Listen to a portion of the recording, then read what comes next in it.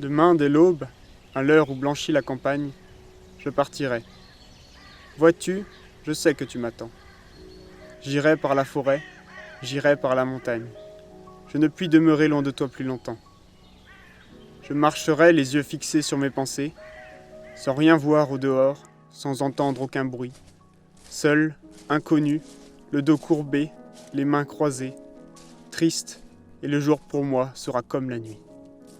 Je ne regarderai ni l'or du soir qui tombe, ni les voiles au loin descendant vers Harfleur. Et quand j'arriverai, je mettrai sur ta tombe un bouquet de houx verts et de bruyères en fleurs. Victor Hugo ne peut demeurer loin plus longtemps de Léopoldine. Mais qui est-elle ? C'est donc la préférée de son père, sa première lectrice, son inspiratrice aussi par de nombreux côtés, puisqu'il écrit beaucoup sur ses enfants et sur sa famille. Et donc Léopoldine va devenir une jeune fille courtisée et très connue et reconnue, très sollicitée dans la vie parisienne de l'époque. Elle avait l'air d'une princesse. Quand je la tenais par la main, elle cherchait des fleurs sans cesse et des pauvres dans le chemin. Les anges se miraient en elle, que son bonjour était charmant. Le ciel mettait dans sa prunelle ce regard qui jamais ne ment. Alors c'est une relation qui est très intense. Vraiment, sans doute le fait d'avoir perdu un premier enfant fait que ce second, cette petite fille qui arrive est d'autant plus précieuse. Parfois les pères et leurs filles ont aussi des relations qui sont très intenses.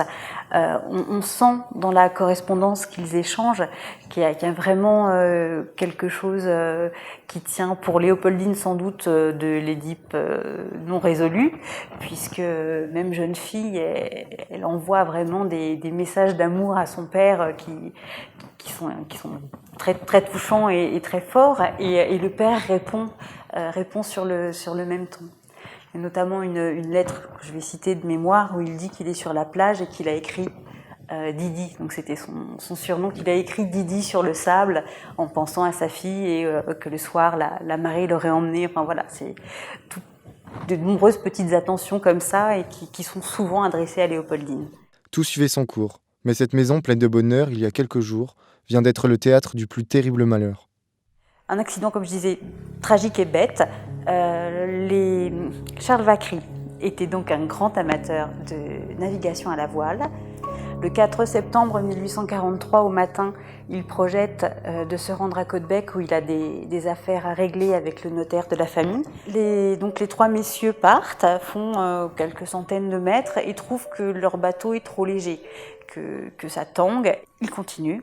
Il y a un endroit qui s'appelle le Dodane, qui forme un entonnoir.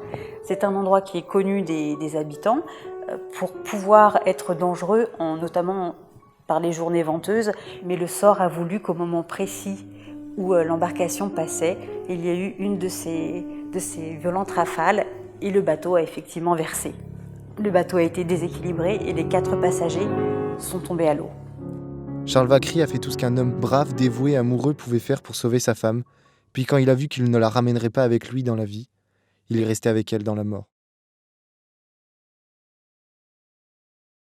C'est une douleur qui est vraiment fulgurante, on pourrait dire, une cassure dans sa vie. C'est vraiment pas une peine qui va être publique. Elle sera tellement peu publique que Victor Hugo ne va pas publier pendant 10 ans, quasiment. Il écrit, mais il ne publie pas. C'est comme si, d'une certaine façon, le travail de deuil devait se faire par ce silence. Oh, que de fois j'ai dit « Silence !» Elle a parlé. « Tenez, voici le bruit de sa main sur la clé. Attendez, elle vient. Laissez-moi que j'écoute, car elle est quelque part dans la maison sans doute. » Les Contemplations, c'est un ouvrage qui n'existe quasiment que par la mort de Léopoldine. C'est vraiment ce deuil qui justifie sa création. Maintenant, ô mon Dieu, que j'ai ce calme sombre de pouvoir désormais voir de mes yeux la pierre où je sais que dans l'ombre, elle dort pour jamais. Je viens à vous, Seigneur, Père auquel il faut croire, je vous porte, apaisé. les morceaux de ce cœur tout plein de votre gloire que vous avez brisé. Disons que peut-être ce qui nous caractérise ici, c'est que c'est vraiment un lieu qui est tourné plutôt vers l'intime, vers un Victor Hugo plus proche de nous, qui est plus un homme qu'un grand homme, en fait. On essaye de comprendre le lien qui a pu exister entre sa vie privée, sa famille, ses amis proches comme les Vacquerie et la création.